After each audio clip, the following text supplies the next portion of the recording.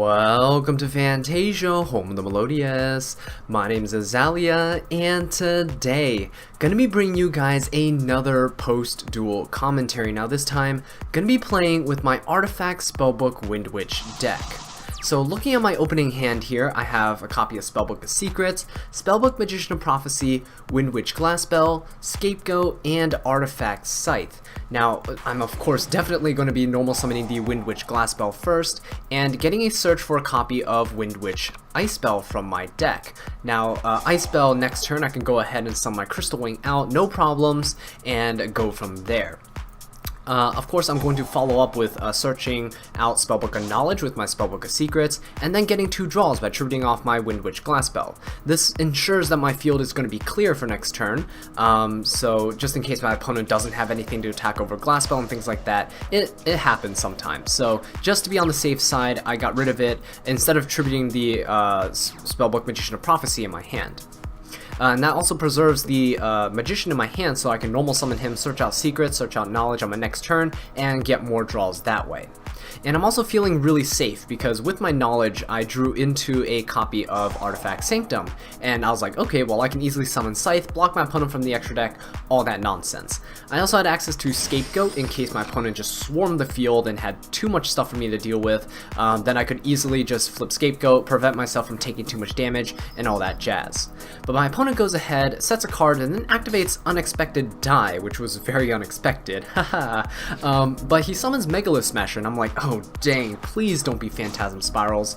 I hate playing against that deck so much. But he didn't have the field spell, he didn't have anything like that, so it was kind of strange. But I go ahead and on my turn, I activate Icebell in my hand, special summon Glassbell from my deck, and then I mask my Glassbell's effect by using Icebell's burn effect as Chainlink 2. So I'm able to go ahead and search out for a copy of Snowbell, and then I can of course summon the Snowbell from my hand, go into Winterbell with my Icebell and Glassbell, burn my opponent for 800 damage there, and then synchro with my Winterbell and my Snowbell to go for my Crystal Wing Synchro Dragon. I also have a copy of Maxi that I drew for turn, which is very nice. It wouldn't be very nice if my opponent was playing Phantasm Spirals, but as you guys know from the title of this video, I'm playing against Dinosaur, so the Megalith Smash was most likely a tech on my opponent's part. You know, if he's playing the normal monster, probably playing the field spell, things like that. But I go ahead and I normal summon my Spellbook Magician of Prophecy, searching out a copy of Spellbook of Secrets, using that to search out my another copy of Knowledge, and then I can use that to tribute off my Spellbook Magician of Prophecy during main phase 2. Of course, I want to keep him on the field for now to get that extra little bit of chip damage in the poke, right? So I'm attacking over the Megalith Smasher with my Crystal Wing Synchro Dragon, and then I'm able to poke my opponent for 500 extra damage with my Spellbook Magician of Prophecy. During main phase 2, I can just tribute him off, get a couple more draws, and see what I get from there. The Spellbook engine adds so much consistency to this deck, and I just absolutely love it. So much synergy with the Windwitches. So I end up drawing into another copy of Knowledge, which isn't bad because I have a copy of Glassbell in my hand that I can just normal summon, and then use her to tribute off with my Knowledge. Now, I did draw into a copy of Drowning Mirror Force, which was really nice. In case anything happens to my Crystal Wing, I have that to fall back on. But during the end phase, my opponent activates Scapegoat, so it was at that point that I knew my opponent definitely wasn't playing Phantasm Spirals, because they don't play Scapegoat. So I don't activate the Max C when he activates Scapegoat during my end phase. In fact, I wait until his next turn to activate the Scapegoat, because then it will either discourage him from going into any of his extra deck monsters like Link Summons or anything, or he's gonna go off like he is now with the Link Spider and now the Proxy Dragon. I can get some free advantage from that. Now, when he summons the Link Spider and Proxy Dragon, I immediately flip the Artifact Sanctum, because I know that he's going to try to go for Decode Talker, and Decode Talker is a very easy way for my opponent to attack over my Crystal Wing. So using the Artifact Sanctum's effect, I'm going to block out my opponent from his extra deck for the rest of this turn. So I got 2 free draws out of that, and now my opponent can't continue with his plans any further. However, he does follow up with a copy of Fossil Dig, searching out Soul Eating Oviraptor, and he normal summons the Oviraptor and activates its effect. And it's at this point where I'm kind of at a dilemma. So I know he has Megalith Smasher in his graveyard, and I know that if I negate and destroy this with Crystal Wing, if he has the Ultimate Conductor Tyranno in his hand, he could easily just summon it out, and that's going to be a problem. But if I didn't, he could have easily just searched out a copy of Dogoron and tributed over my Crystal Wing. So I just negated it and just went from there. I was like, if he has the Ultimate Conductor Tyranno, so be it, and he's going to have it. Turns out, of course, he does have it, because why not? Why wouldn't you, right? So he's going to use his Ultimate Conductor Tyranno's effect, putting my Crystal Wing face down, and putting my Artifact Scythe face down, and now he can just attack into both of them and send them to the graveyard while inflicting 1,000 damage to me for each. Unfortunately, even though I have the Ghost Ogre in my hand, she cannot do anything about the Ultimate Conductor Tyranno because he activates his effect in the damage step, so Ghost Ogre can't be activated there. But thankfully for me, I do have that Drowning Mirror Force coming in MVP clutch once more. I love this card in this deck, guys. And it puts his Ultimate Conductor Tyranno back into his deck, and it puts his Link monsters back to his extra deck, so that's really nice.